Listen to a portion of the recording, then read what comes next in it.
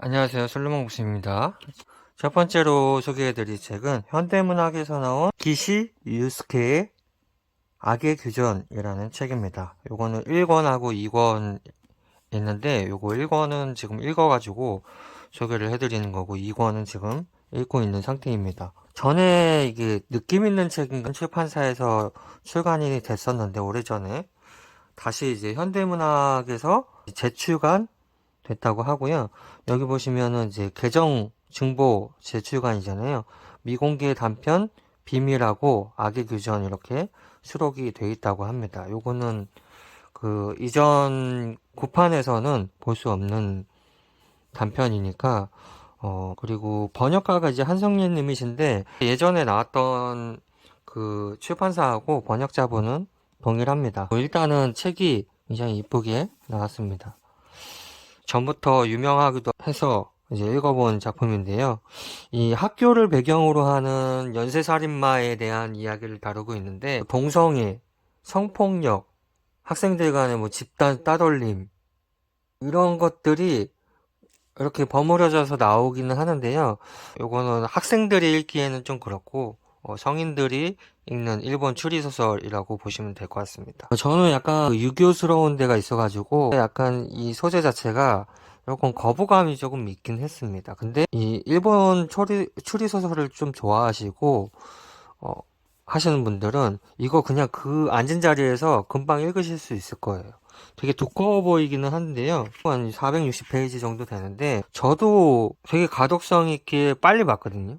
그리고 이렇게 단락이 조금 나눠져 있다 보니까 뭐 한 번에 이렇게 단락을 나누어 가지고 조금씩 조금씩 저는 읽었던 것 같아요. 저는 뭐 다른 책도 겸해서 읽고 있다 보니까 약간 머리 식힐 용으로 해가지고 읽고 있는데 여기 나오는 이제 주인공이 연쇄살인마예요. 그 연쇄살인마가 되어가는 과정하고 그 학교에서 일어나고 있는 그런 살인 사건에 대해서 학생들이 주인공 선생님을 의심하기 시작하는 거로 이제 끝나는 1권이었습니다. 그래서 2권도 금방 재미있게 읽어볼 예정입니다.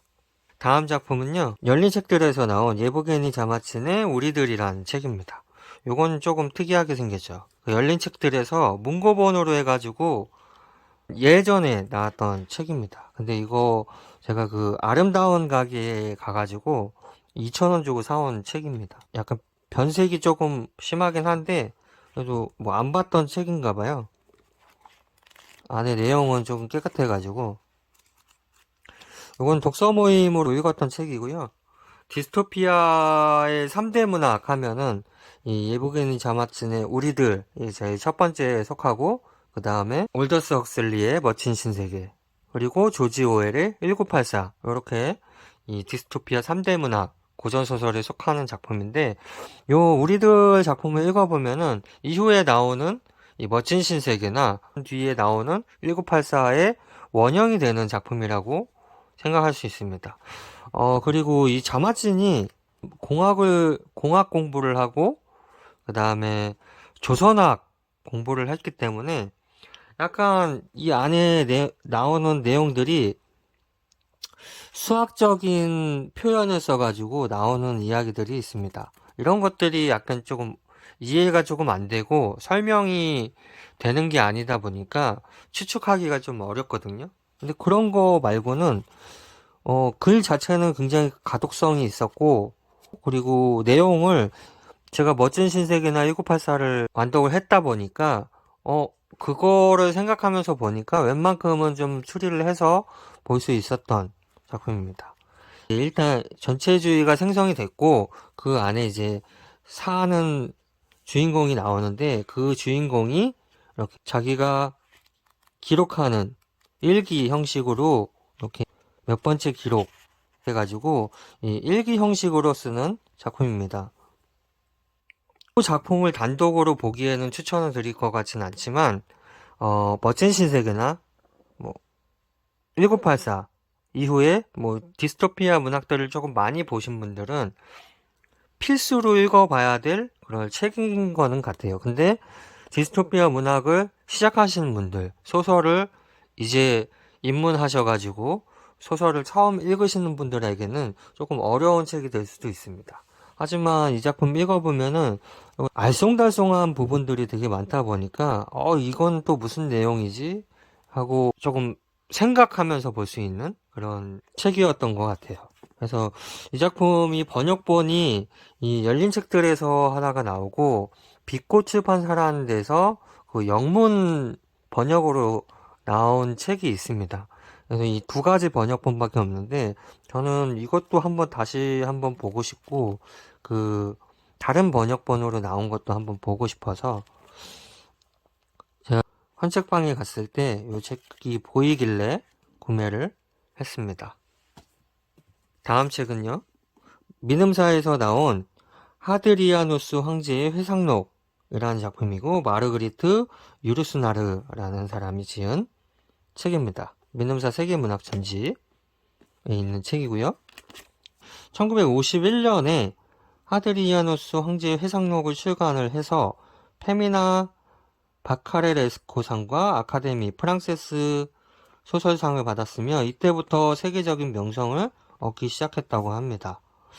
굉장히 많은 상을 받았던 작가인 것 같고 헨리 제임스와 버지니아 울프, 그리스 시인 콘스탄틴 카바피의 작품들을 프랑스어로 번역을 했다고 합니다. 프랑스 정부로부터 레지옹 도네르 훈장을 받았다고 합니다. 로마 제국의 황제 하드리아누스가 죽음을 앞두고 전하는 불멸의 잠언들 해가지고 나온 책인데 어떤 책인지는 잘 모르겠지만 어디에선가 제가 이거를 추천을 받아가지고 그래서 보인 김에 구매를 한 책입니다.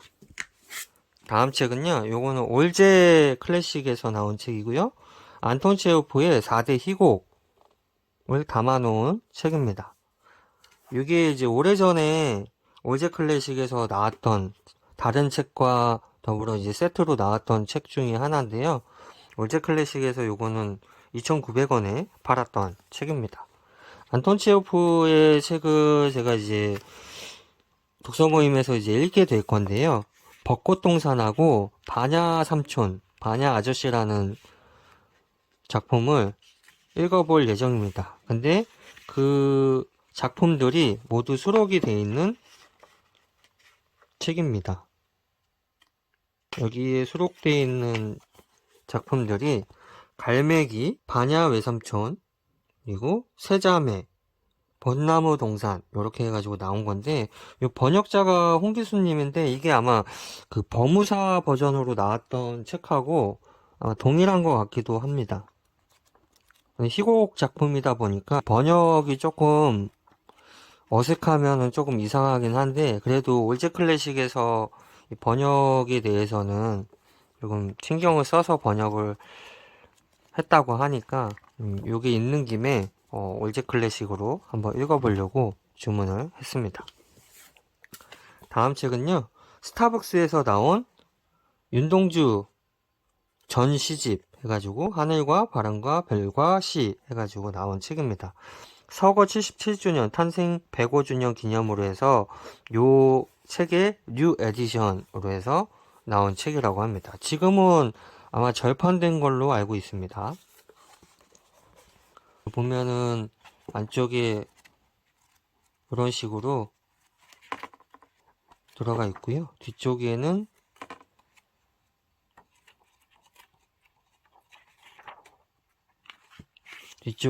이렇게 산문도 들어가 있고 그리고 서문, 후기, 발문 이런 식으로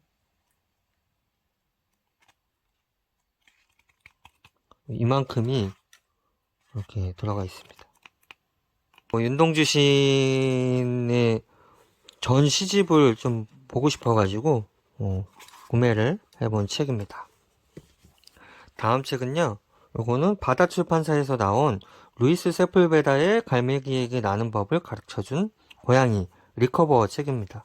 요것도 지금 절판된 걸로 알고 있고 루이스 세풀베다는 환경 운동가이자 환경 작가라고도 할 수 있고 이분이 코로나 때 이제 돌아가셔가지고 조금 안타까운 소식을 전해받기도 했었는데, 이 작품이 이분 작품 중에서는 가장 유명한 작품으로 알고 있습니다. 딱 보면은 제가 이제 또 고양이를 또 기르고 있기도 하고 재밌게 볼 수 있을 것 같아요. 고양이가 이 갈매기의 알을 먹지를 않고 가지고 놀지 않고 이렇게 품어가지고 갈매기를 기르는 것 같아요. 그래가지고 갈매기가 날아갈 때까지 이 고양이가 기르는 그런 이야기를, 슬픈 이야기를 담고 있는 것 같기도 합니다. 그래서 주문했고요. 다음 책은 좀 두꺼운 책인데요.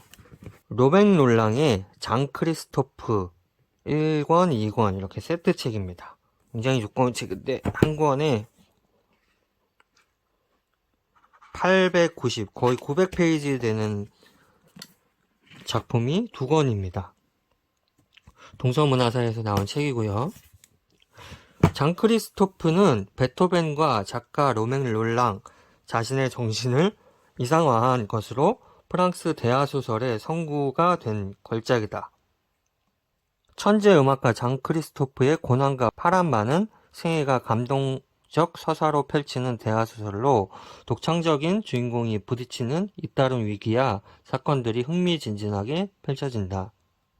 장 크리스토프는 서사시적인 구성과 문체, 시적 감수성이 풍부한 대하소설이다. 이 작품은 또한 훌륭한 사회소설로서 독일, 프랑스에 대한 날카로운 문명 비평을 포함하여 유럽 여러 나라의 정신력을 조화해 하나의 유럽 공화국 건설을 꿈꾸는 작가의 이상향을 담았다. 1913년에는 또 프랑스의 아카데미 문학상, 문학대상을 또 받았다고도 합니다. 이 작품으로. 노벨문학상 수상 작품이었던 요 장 크리스토프 작품을 구매를 해봤습니다. 다음 책은요, 민음사에서 나온 오르안 파묵의 내 마음의 낯섦이라는 책입니다. 이민자 가족의 내러티브가 생생하게 살아있는 이 소설은 이스탄불이라는 매혹적인 도시를 배경 삼아 웅장한 현대서사시의 세계로 독자를 이끌고 있다라고 되어 있습니다. 보시면은 터키 문화 사상 최고의 작가들 중 한 명이자 2006년 노벨문학상을 수상한 오르안 파묵은 2014년 장편소설 내 마음의 낯싸움을 발표했고 2016년에 맨부커 문학상 최종 후보에 오르면서 문단에 이목을 집중시켰다고 합니다. 내 마음의 낯섦은 오르안 파묵이 발표한 다른 소설들과 배경, 소재, 내용, 인물들의 면에서 사뭇 다르다.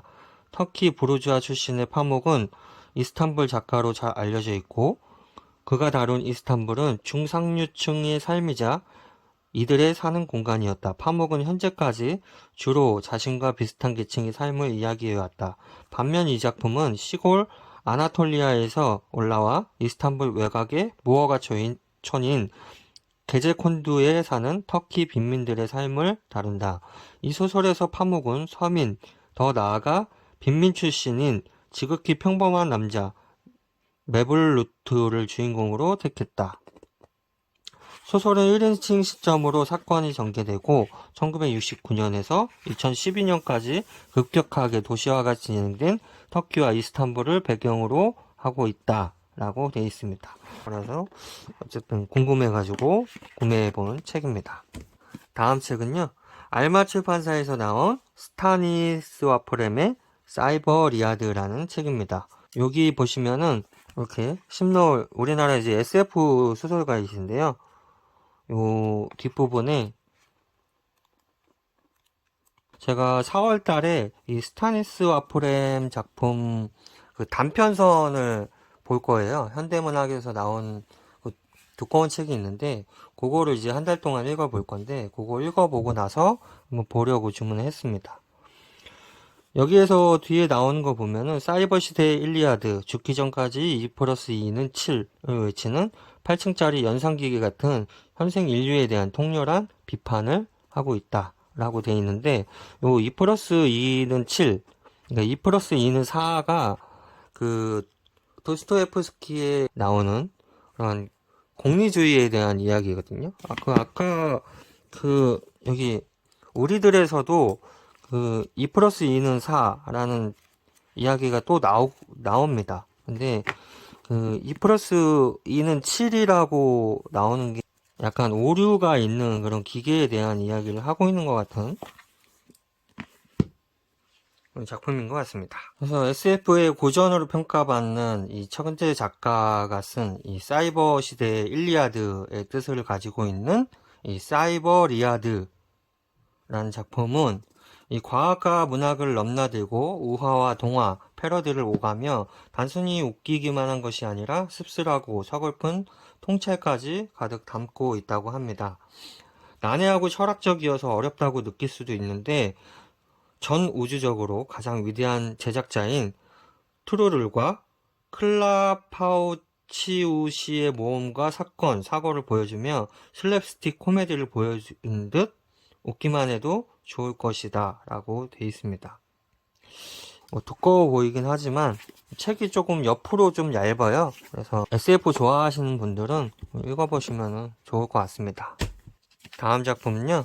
이거는 열린 책들에서 나온 니코스 카잔차키스의 순환이라는 책입니다. 이것도 1권, 2권이고요. 이 작품은 예수 사후 오늘날까지 끊임없이 되풀이되고 있는 그리스도의 순환이 가진 의미를 형상화한 작품이라고 합니다. 그리스의 지배를 받고 있는 터키의 작은 마을을 배경으로 그리스도 순환극, 예수 역할을 맡게 된 양치기 청년 마놀리우스의 번뇌를 그렸다. 작가는 그를 통해 2000년 전 죄인들을 위해 피 흘린 예수의 희생이 지닌 의미와 인간의 죄의식을 생생하게 되살려냈다. 라고 되어 있습니다. 전에 그 최후의 유혹이라는 작품 읽고 싶다고 그 최후의 유혹이라는 작품을 좀 소개해 드렸는데 요거는 예수 사후 이후에 대한 이야기를 하고 있다 보니까 그 최후의 유혹 다음에 요 작품을 좀 읽어보면 좋을 것 같아 가지고 주문을 해봤습니다. 오늘은 요 정도의 책을 소개를 해드렸습니다. 요즘에 제가 좀 게을러져 가지고 좀 소개하는 영상도 조금 늦게 올라오고 하고 있긴 한데 그래도 뭐 그냥 잊지 않고 계속 올리려고 노력하고 있으니까요. 여러분들도 영상 많이 봐주시고 좋아요, 구독도 많이 눌러주시길 바라겠습니다. 다음 시간에 뵙도록 할게요.